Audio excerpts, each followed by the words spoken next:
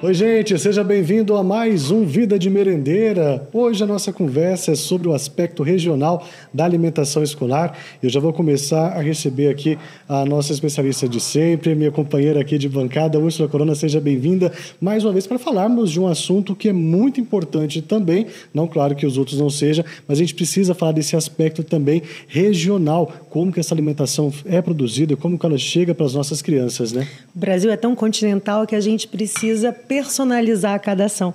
E eu tenho um parceiro maravilhoso, o Thiago, que está conduzindo maravilhosamente bem. E hoje a gente tem mais um encontro espetacular. Bom, e eu vou trazer mais mulheres aqui para o nosso debate hoje para ficar bem legal. Vamos conversar então com a coordenadora de projeto da FAO Brasil, a Nájila Veloso, que está aqui com a gente. Tem também, junto com a gente, a nutricionista de merenda escolar do estado de Pernambuco, a Maria Aparecida de Araújo. Começo dando a palavra para a Nájila. Seja bem-vinda também, satisfação recebê-la aqui, Nájila, com a gente. Muito obrigada, eu que agradeço participar desse diálogo tão gostoso. Imagina, vida de merendeira, só o tema já seduz qualquer um. Sem dúvida nenhuma. Ô Maria Aparecida, seja bem-vinda também, satisfação recebê-la aqui. Boa tarde a todos. Para mim é uma grande honra, né, estar falando um pouquinho das merendeiras, das experiências exitosas e espero que possa estar contribuindo. Com certeza. Agora, eu já vou começar passando aqui a palavra para a Nájila. Ô, Nájila, conta para a gente o que são esses aspectos de alimentação regional que são inseridas também nas escolas. Como é que anda tudo isso, hein? Conta para a gente.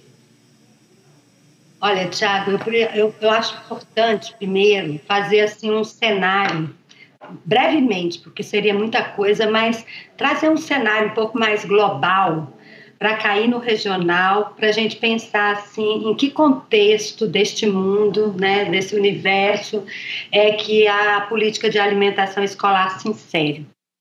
Então, eu trabalho na FAO, nós desenvolvemos, a FAO é a Organização das Nações Unidas para a Alimentação e Agricultura, iniciada aí por nosso Josué de Castro, junto com outros países, atua hoje em 171 países, e desde o ano 2009 desenvolve uma cooperação para fortalecer e consolidar programas de alimentação escolar na América Latina e Caribe. E eu tenho a honra e o privilégio de coordenar esse trabalho desde 2009.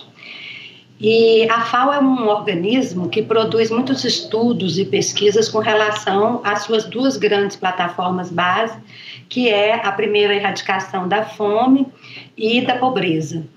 E a partir desse diálogo sobre fome e pobreza entram outros temas super importantes, como a qualidade da saúde, da nutrição, a qualidade da vida da população rural, a vida da população urbana, a questão das mulheres, de gênero, de produção. E nós focamos nos 17 Objetivos de Desenvolvimento Sustentável, de maneira assim que a alimentação escolar hoje, para nós, é vista como uma estratégia dentro deste escopo global de metas que nós precisamos alcançar para melhorar a qualidade de vida humana. E nesse sentido, eu queria chamar a atenção então um pouquinho para esse cenário mais global, dizendo que nós tivemos em 2023, em um dos panoramas que a FAO trouxe para nós sobre a segurança alimentar e nutricional no mundo, um aumento da fome em torno de 1,1%. E isso pós-pandemia. Isso significa que hoje nós podemos falar que nós temos 9,3% da população mundial, cerca de 700 milhões de pessoas que convivem com fome crônica. E 2,5 bilhões de pessoas, praticamente 1/3 dos habitantes da Terra, que vivem e convivem com situação de insegurança alimentar e nutricional. Isso foi agravado pela pandemia, naturalmente, mas também tem a ver com os vários setores que vivem em crise ou que estão em crise neste momento. Setor que tem relacionado à questão econômica, à questão política, né, o cenário de vários conflitos armados, a questão dos resquícios ainda da crise sanitária que nós tivemos com a pandemia, e tem também um impacto grande após a pandemia, após 2019, que nós observamos uma perda do poder de compra, do poder aquisitivo no mundo inteiro, isso não foi só no Brasil. E eu quero chamar a atenção para um panorama global também, que nos afeta muito hoje, que tem vínculo direto com a questão da alimentação escolar, que é a crise climática que nós estamos vivendo aí, né, suas catástrofes, que são resultados dessa grande crise, que significa que o aumento 1,1 da temperatura do planeta está fazendo aí estragos grandes, está aumentando o nível do mar, está aumentando o calor, está gerando essas tormentas secas, as fortes incidentes chuvas, uma mudança potente no padrão climático que está afetando toda a cadeia alimentar, desde a produção até a entrega, até o consumo nas mesas das nossas famílias. Então é importante fazer um pouco essa análise global, de pensar que nós vamos falar de um programa que está dentro das escolas, que pretende fazer chegar comida de verdade, saudável, saborosa, nutritiva, variada, regional, a mais culturalmente próxima da realidade dos estudantes possível, mas que dentro de um contexto hoje em que existem todas essas ameaças globais relacionadas à fome, ao clima, à economia, à pobreza, à desigualdade de renda, tudo isso que impactam. E é importante mostrar isso para que a gente perceba que falar de alimentação escolar é muito mais do que falar de oferecer uma comida saudável e adequada à mesa dos estudantes. É mostrar que ela é uma política que contraria todo esse movimento de fome no mundo, da região, contraria todo esse movimento de má nutrição para oferecer aquela comida gostosa, quente, saborosa que as nossas merendeiras oferecem aqui no Brasil cotidianamente. Então, era só para localizar um pouco que, para mim, é muito importante perceber o PNAE nesse cenário global e regional. Sem dúvida nenhuma, né? A gente já tem falado disso aqui em outras ocasiões e a Úrsula sempre traz também um ponto interessante, que para fortalecer todo esse cenário é necessário também o empoderamento, não só das pessoas, mas também de quem produz, das mulheres que estão à frente da produção da agricultura familiar que vende para o PNAE, também para até chegar na ponta, nas mãos das merendeiras desses alimentos, né, Úrsula? Então tudo isso, esse contexto global que trouxe para a gente agora a Nájila, precisa ser analisado também nesse contexto local, né? É uma política estrutural.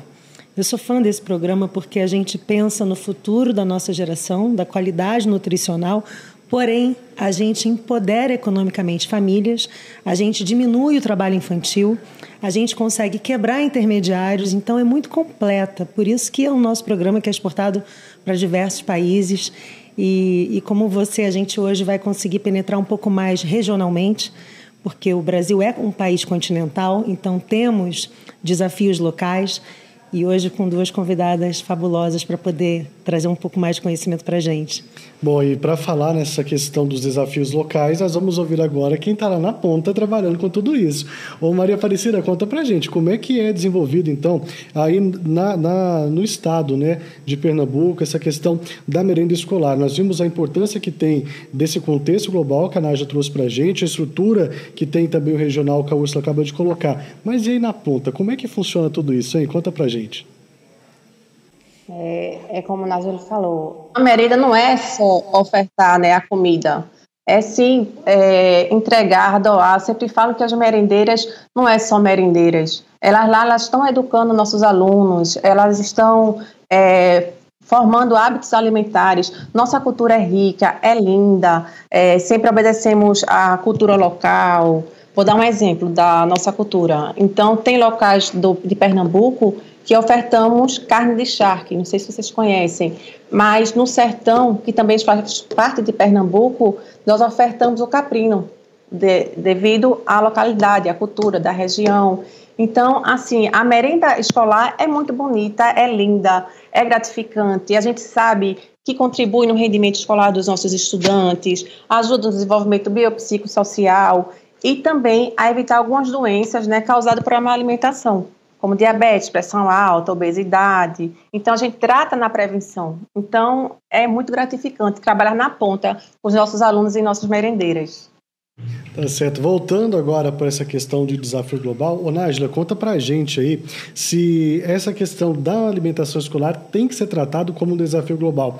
Eu te falo isso porque tem alguns números que nós já mostramos também por aqui, que não são todos os países do planeta que aderem aí a essa alimentação global. Isso é uma coisa, alimentação escolar, perdão, isso é uma coisa muito preocupante, né, Nájila? Muito, muito. A gente estima, hoje, as Nações Unidas, que existam cerca de 387 milhões de estudantes que potencialmente poderiam ser atendidos com alimentação escolar.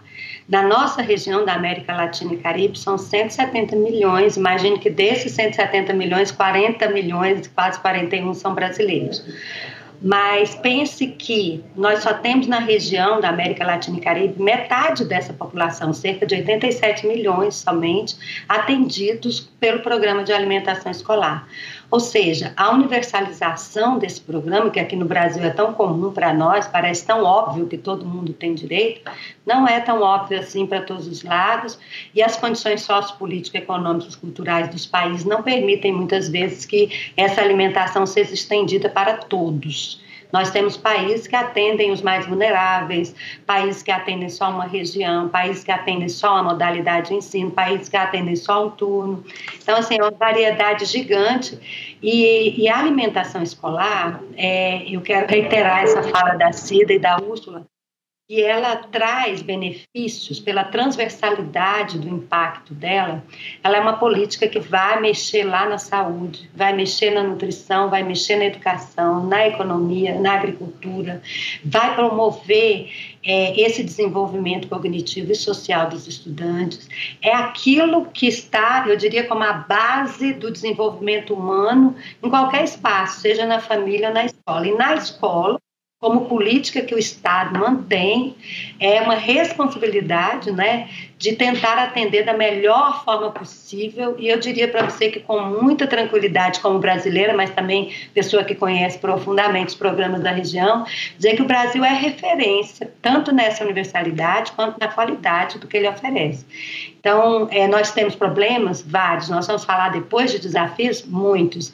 Mas hoje, em termos de legislação, de organização, de estrutura, de participação social, nós somos referência e somos um país continental, como bem disse a Úrsula, que conseguiu universalizar. Então, nós estamos dizendo que o desafio é global, mas que é possível de ser alcançado, uma vez que o Brasil mostra que não é um país rico, é um país em desenvolvimento, como vários, mas que conseguiu universalizar a política não só como programa, mas como um projeto, como uma lei, né? Um programa que é legalizado, que é normatizado, que está constitucionalmente indicado como suplementar da educação, que, portanto, assim, é algo que vai permitir que esse desafio seja mostrado na sua totalidade e na sua visão mais holística e integralidade que pode ser dada. Então, eu gosto da ideia de que é desafio, sim, é estratégia para alcançar os ODS e é uma estratégia para a gente sair dessa situação de fome que está hoje o mundo enfrentando. Quando a gente olha para essa questão regional, Maria Aparecida, como é que é a situação por aí? O que vocês fizeram de mudança? Que vocês viram assim, olha, não, antes estava difícil da gente trazer uma alimentação de qualidade e agora a gente consegue, de fato, inserir algo positivo aqui para os nossos alunos. Já teve essa passagem ou vocês ainda estão caminhando nela ainda? Como é que está a situação no estado? Assim, Pernambuco é maravilhoso. Não estou puxando o saco de Pernambuco, mas assim, é maravilhosa a merenda. Então a gente trabalha muito na parte de sustentabilidade, justamente para estar evitando estar jogando os alimentos, que a gente sabe que cerca de 32%, 33% do efeito de estufa está no lixo da alimentação. Então, o que é que a gente faz com nossas merendeiras, né, com os nossos agentes de alimentação escolar? A gente trabalha com a sustentabilidade. Trabalhamos com aproveitamento integral dos alimentos, reaproveitamentos, justamente que é para estar diminuindo esse desperdício. Então, não só trabalhamos com as nossas merendeiras, mas também trabalhamos com os nossos estudantes todos juntos. Nas nossas escolas também temos várias hortas, né, sustentáveis. Se depois quiserem fotos, eu posso até estar mandando para vocês. A gente trabalha com as hortas, nossos alunos trabalham com a horta também sustentável. Colocamos na grade curricular para que todos os professores também possam estar envolvidos na horta, para também não estar sobrecarregando todo mundo. Mas é muito legal a merenda daqui, bem gratificante. Pelas coisas boas que ela falou pra gente, que são feitas e oferecido lá para os alunos, imagino que de fato seja muito boa. Até entendo essa parte que ela não puxou sardinha, viu, Úrsula? Não, eu adorei, que meu sangue é pernambucano e o Nordeste é um país. É muito orgulho mesmo, principalmente nutricional. Tá certo. Ô, Nájila, vamos falar um pouquinho mais aqui do nosso programa de alimentação escolar. Ele é muito estruturado, a gente sabe disso, precisa de melhorar também alguns pontos, a gente também sabe, mas mesmo assim, com toda essa estrutura, com os desafios que você já até havia citado, é uma referência para o mundo, né? Precisa de mostrar mais também esse trabalho e, quem sabe, assim, incentivar outros países também a adotar isso que o Brasil já faz aqui, né? Sim. Primeiro, Tiago, deixa eu só comentar um pouquinho o que a Cida disse, que ela trouxe um tema que é muito importante hoje, porque a gente sabe que o PNUMA, que é o Programa das Nações Unidas que trabalha com a área ambiental, está mostrando para a gente que existe 1 bilhão de refeições desperdiçadas por dia no mundo e que a gente desperdiça 1 bi de toneladas de resíduos alimentares. Então, isso que ela está falando, de se preocupar com a quantidade, com a qualidade, para não haver desperdício, essa é uma tarefa que a escola tem, muito importante, porque a escola não é só o lugar onde ele vai comer, é o lugar em que ele está sendo educado para o que ele come também. E sobre o que ele come, o que significa o que ele come, em todas as dimensões que o ato de comer tem.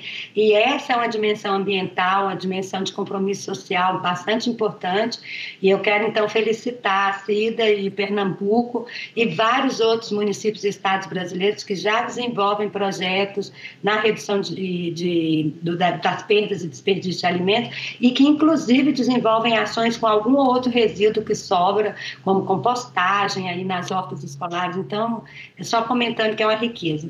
E com relação aos desafios, né, que nós temos no mundo hoje, eu diria que é muito importante gerar conhecimentos relacionados à alimentação escolar. Então, não é o ato de comer só. O tema das ações de educação alimentar e nutricional, ele é super importante, é um eixo na legislação brasileira, é um eixo do Programa do Brasil, e é ele que vai trazer, por exemplo, esse tipo de perspectiva e de postura que a Cida traz de redução de perdas e desperdícios. Vai trazer temas com relação à nutrição, a questão pedagógica, antropológica do alimento, a questão cultural, vai trazer um empoderamento, que eu acho que foi a Úrsula que comentou no início, que faz com que as pessoas percebam que comer tem a ver com o que elas sabem sobre o ato de comer. E aí é tão importante pensar em tudo isso, e eu vejo que esse é um desafio ainda grande, é envolver os professores nesse diálogo, porque nós não vamos ter educação alimentar e nutricional sem um importante protagônico papel dos professores.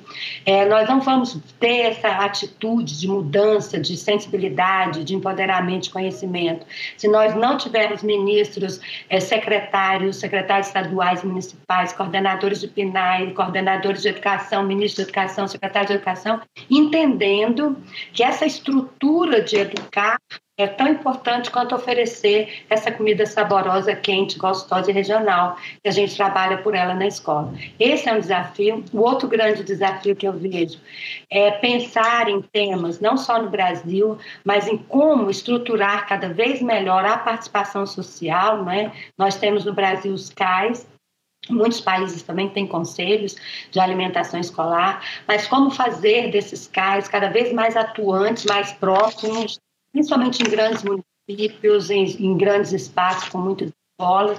E ainda temos um outro grande desafio sério, que é fortalecer cada vez mais a compra pública da agricultura familiar, porque, lamentavelmente, a gente ainda tem municípios que não conseguiu cumprir o dispositivo legal, depois de já 15 anos, né, de vida da lei. Então, é importante fortalecer os prefeitos e secretários a pensar que quando a gente compra da agricultura familiar, nós não estamos atuando só na qualidade da alimentação, mas na geração de renda para a economia territorial rural.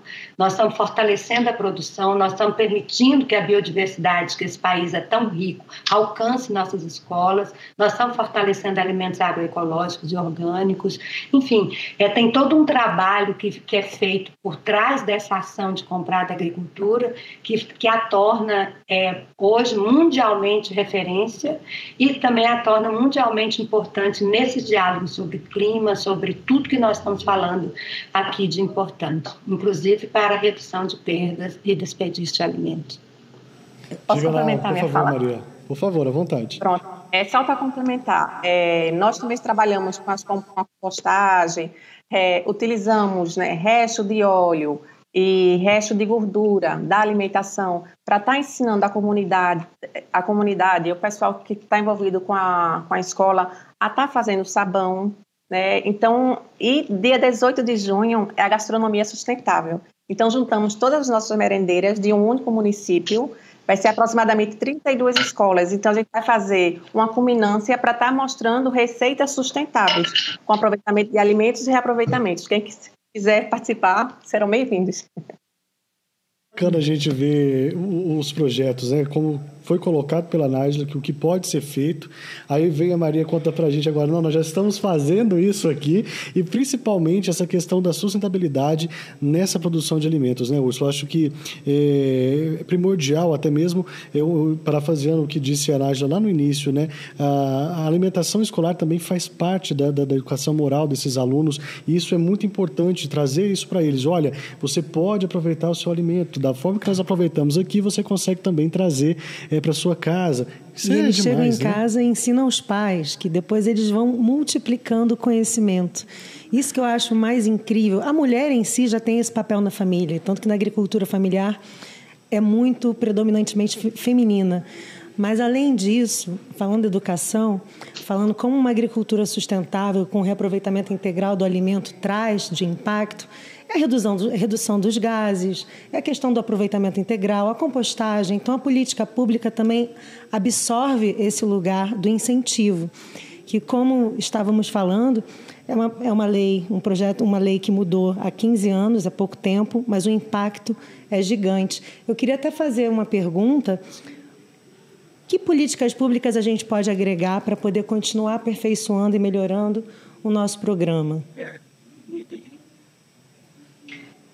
A mim, olha, eu vejo o PNAE no Brasil muito, muito completo já, porque ele trabalha de uma maneira bastante interinstitucional, trabalha de maneira horizontal com os outros ministérios, com outras políticas públicas, como o PAA, aprendemos muito, né, com relação ao PAA, mas trabalha com outras políticas hoje que o governo tem no marco do seu Plano de Segurança Alimentar e Nutricional.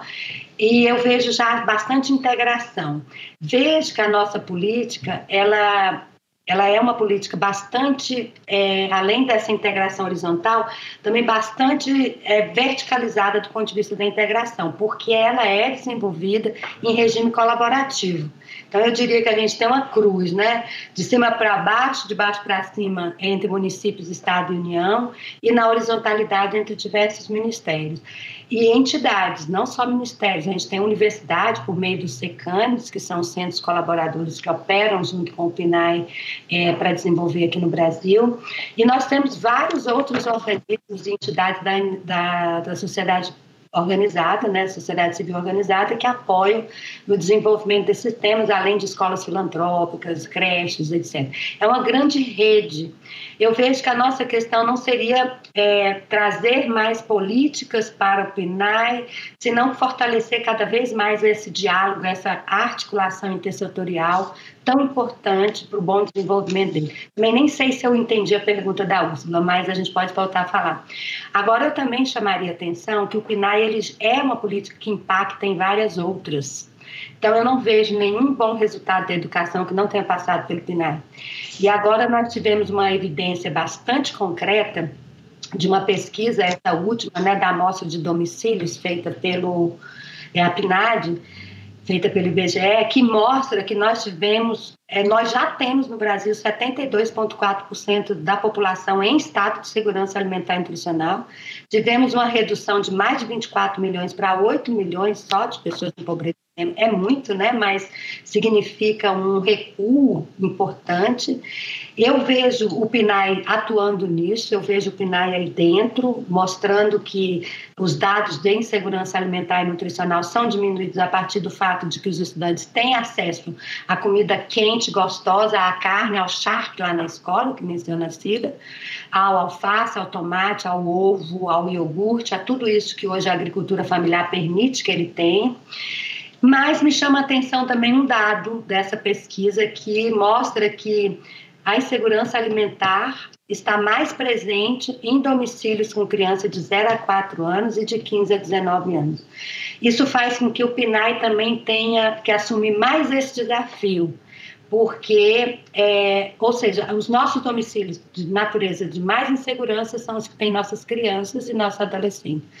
Imagine, se essa criança, esse adolescente chegar na escola e ele ainda não tiver aquele prato da galinhada que eles amam, galinhada acho que é o prato internacionalmente favorito dos nossos estudantes, não tiver essa comida quente, comida nutritiva, combinada, variada, o que será dessa gente?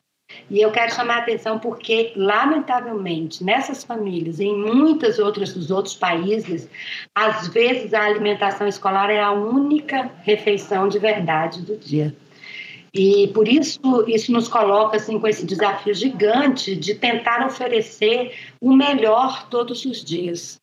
Então, eu tenho netos da escola pública e eles brincam comigo, vovó, o dia que tem galinhada é o dia mais feliz. E por que será? Porque a galinhada, ela é aquele complemento da comida brasileira, é a cara da comida brasileira. E isso significa que as outras comidas também podem ter essa cara todos os dias em todas as mais de 250 mil escolas brasileiras. É desafiante? É, mas eu acho que é um caminho que a PNAD está nos mostrando que a gente precisa assumir cada vez mais, com cada vez mais seriedade e frequência, essa comida de verdade.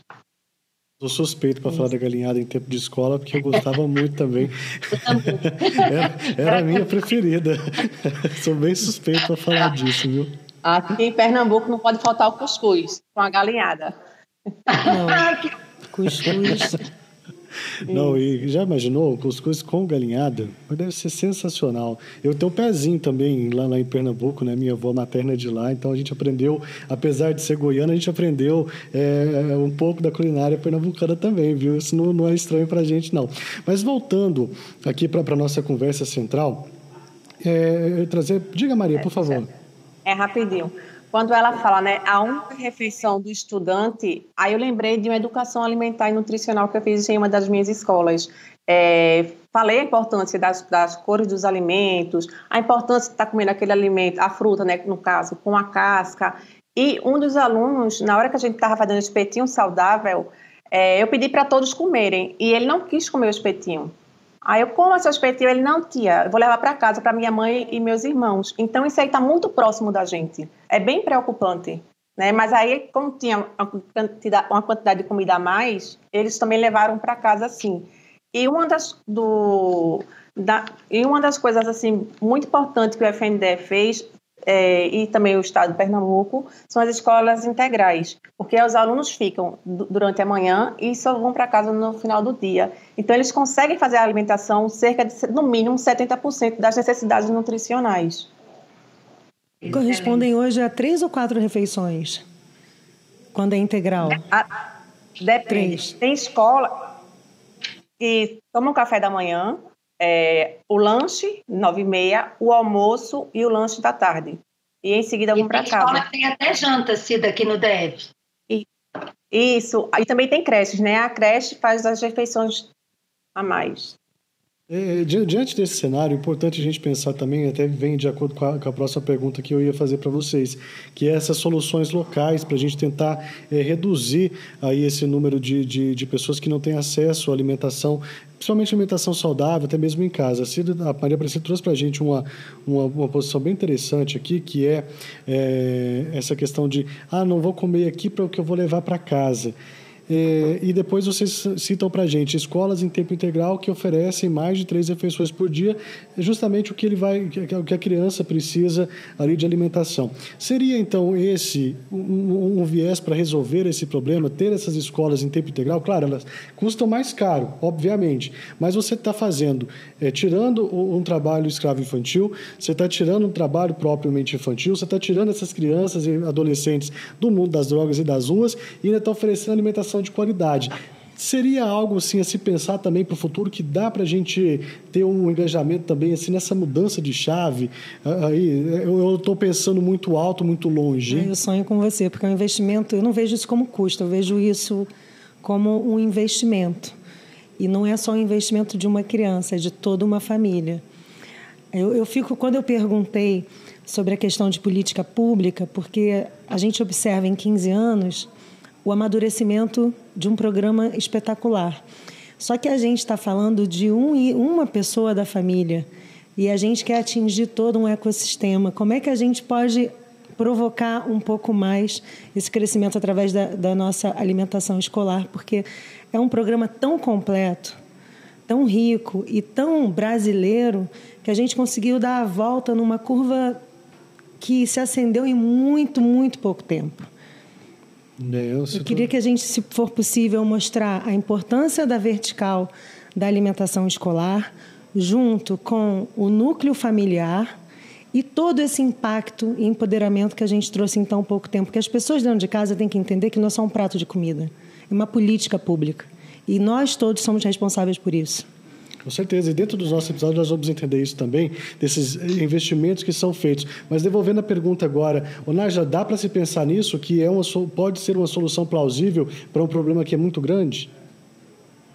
Olha, eu vejo que, honestamente, o nosso governo tem essa meta de jornada extensiva, jornada estendida, né, programa integral de educação para todos os estudantes. Só que é uma meta que vocês sabem que ela é de larguíssimo prazo.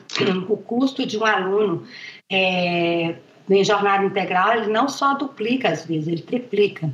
Porque a jornada não é só alimentação, ela tem também todo um trabalho educacional, tem uma contratação de professor, tem uma série de coisas, construção de escolas, porque uma escola que poderia receber alunos manhã e tarde, ela fica com a mesma turma o dia inteiro. Então, assim, é uma estratégia extremamente complexa, mas é meta. Eu vejo que o nosso governo trabalha muito para isso, já ampliou muito isso desde o ano 2003.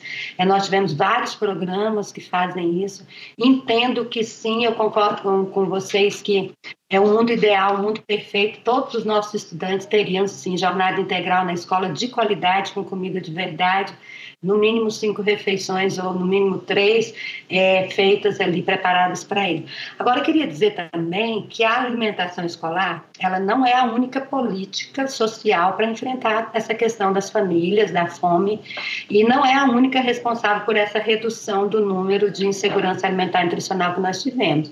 A gente precisa valorizar que, primeiro, que nós temos uma desigualdade social no Brasil bastante acentuada, e que existe uma população aí, que faz parte do Cadinho Único, né, que é uma população que tem uma renda baixa e que não tem toda a alimentação garantida para o dia, ou seja, vive em insegurança alimentar e nutricional.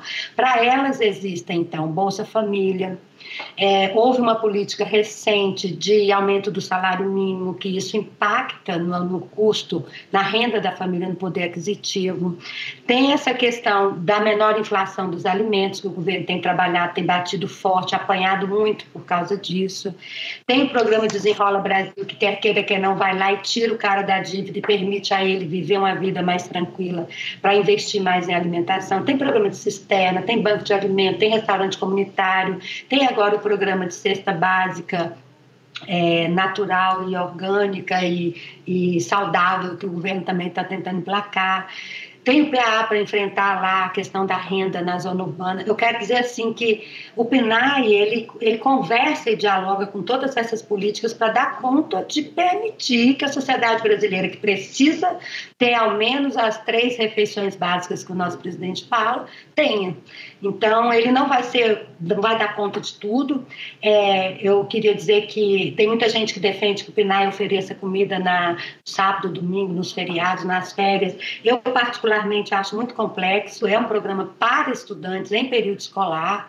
Eu tenho preocupação do PNAE virar o que virou em alguns países depois da pandemia, que os países gostaram tanto da ideia de entregar as cestas para as famílias, que estão fazendo isso até hoje, não querem mais voltar, porque é mais barato, mais rápido, dispensaram cozinheiros, dispensaram nutricionistas. Então, eu tenho muita preocupação de a gente garantir um PNAE que tenha natureza educativa, de fazer esse desenvolvimento biopsicossocial no período da jornada escolar e que, junto com outras políticas, ele enfrente o problema da fome, da desnutrição, da obesidade, das doenças crônicas não transmissíveis, que são muitas no mundo, mas que ele continue sendo um programa eminentemente educativo, estratégico, sobretudo e primeiramente para a educação. Ô Maria Aparecida, conta pra gente como é que são essas soluções aí no Estado, hein? O que vocês têm apresentado de soluções locais para tentar reverter isso? Tem aquelas hortas, né, que já são feitas nas escolas, que eu acho bem interessante, e algumas localidades os alunos até levam isso para casa, compartilham ali com os pais, com os familiares. É possível fazer? Já tem andamento, alguma coisa nesse sentido por aí também? Pronto, depende da escola. Tem hortas que são grandes, então tem como alguns alunos levarem para casa, mas tem hortas que são pequenas, então usa diretamente na alimentação escolar. Mas, assim, de antemão, a gente que fica na ponta, a gente trabalha muito com educação alimentar e nutricional, e a gente chama muitas vezes de EAN. Então, a gente tenta trabalhar com esses alunos na prevenção de doenças, né? Quais são essas doenças? Diabetes, pressão alta, obesidade, colesterol elevado, para futuramente diminuir assim a despesa da saúde, porque hoje a saúde trabalha no tratamento. E a gente trabalhando na prevenção com a educação alimentar e nutricional, nossos meninos vão ter melhor qualidade de vida e também a longevidade. Então é importante também estar trabalhando com os nossos estudantes, nossas merendeiras e comunidade escolar. Aí uma outra experiência que eu tive com alguns pais dos alunos, pelo fato de trabalharem, alguns, eles querem dar o melhor para o filho. E o melhor para o filho, muitas vezes, é coxinha, é refrigerante, é pastel, produtos industrializados. Então, a gente, na educação alimentar e nutricional, a gente mostra o que tem por trás dos alimentos. Não é porque aquilo ali a pessoa pode comprar que é saudável e vai ser benéfico para a saúde do aluno.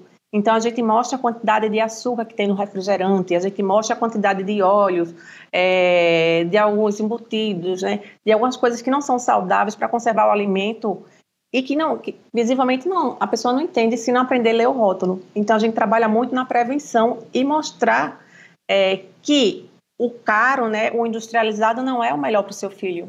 Então, tem aquele ditado, de casque mais e desembrulhe menos. Um desafio também, né? Educar os pais é um desafio. Esse aí acho que fica complicado. A gente supre com a falta do tempo, com a qualidade do tempo, em agradar o filho, e aí vem uma educação a longo prazo muito ruim, é uma herança muito ruim. Isso eu acredito que seja um fator assim, primordial, porque muitas crianças às vezes nem gostam do lanche da escola, levam de casa porque é diferente. Isso também acaba sendo um diferencial nessa questão nutricional, né?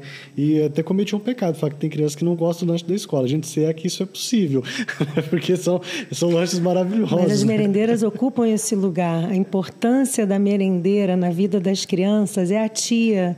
Aliás, vivemos uma experiência no programa tão emocionante que uma das participantes, uma das juradas, falando, ela se emocionou com um dos pratos, que vocês vão ver durante o nosso programa. E aquilo ali trouxe uma memória não só afetiva, mas também que mudou a vida dela. Então, ela fala, a merendeira da minha escola tem uma importância gigante na minha vida. Então, aquele afeto, que quando a gente come, a gente sente um cheiro, mas quando a gente tem aquele paladar, impacta durante uma vida. É o prato favorito, é o lanche favorito.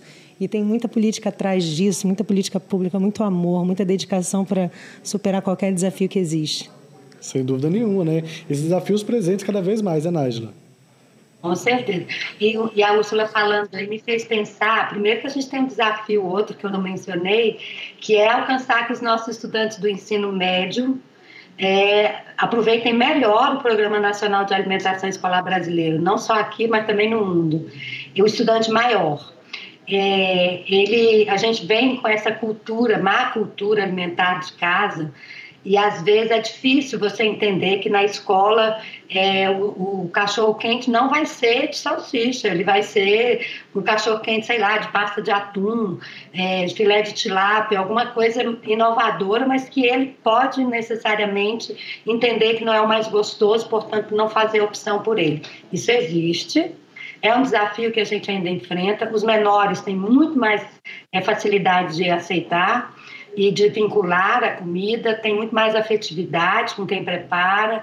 Os estudantes do ensino médio, de maneira geral, são muito bem, recebem super bem a alimentação quando precisam dela. Então, e hoje a gente precisa discutir que a alimentação escolar já passou de ser um programa de assistência social para oferecer comida para os vulneráveis. Hoje a gente tem um problema sério de obesidade e sobrepeso no mundo, que faz com que até esse menino que tem o dinheiro para comprar coxinha precisa ser educado para se alimentar melhor, porque muitas vezes ele pode ter excesso, juntar com ficar sentado na frente da televisão o dia inteiro com o celular, faltando atividades físicas, esportivas do ponto de vista familiar, e na escola também às vezes isso acontece. E o nosso desafio hoje, então, é trazer que a questão não é só acesso à comida, é também saúde, qualidade do que se vai comer, e pensando em perspectivas não só da nossa geração, mas da geração futura. Que tipo de educação que esses adolescentes hoje, preferindo a coxinha e o salgadinho ao patê de atum lá na escola, o sanduíche de atum na escola, vai dar para os seus filhos. Então, é desafiador que essa educação não é só para essa geração, é também para a próxima. Mas, olha, eu quero só comemorar que a gente já esteve bem pior. Hoje eu acho que a gente já tem muito mais consciência alimentar. Embora eu pense que os filhos nunca compram, não colocam Coca-Cola na mamadeira, né?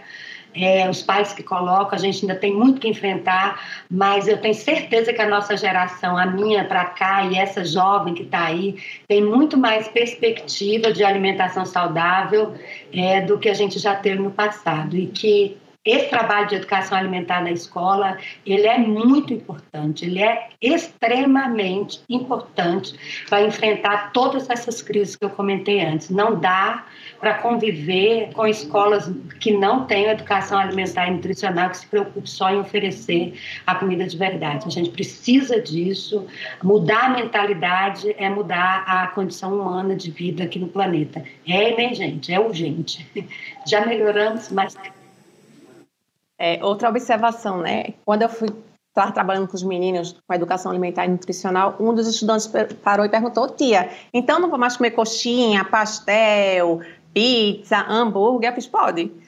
Aí sempre eu gosto de levar os meninos para a oficina, para eles fazerem a alimentação. Então, a gente fez um hambúrguer com a casca da banana, que é super nutritivo. A gente sabe que muitas vezes a casca do alimento, talos, bagaços, é descartado, mas tem uma grande quantidade de vitaminas e minerais nesses alimentos e, por não saber como consumi-los, é desperdiçado. Então, a gente faz com os alunos, né, hambúrguer com a casca da banana, é uma delícia. A gente faz pizza, né, com o inhame, com a massa do inhame, com o arroz que sobrou no almoço. A gente também faz a coxinha de batata doce, um recheio do frango, e todos esses itens a gente utiliza da merenda escolar. As receitas, tá? Pode mandar pra gente. A gente fez um livro de receita. Olha, bacana. Com as nossas merendeiras, depois eu posso passar.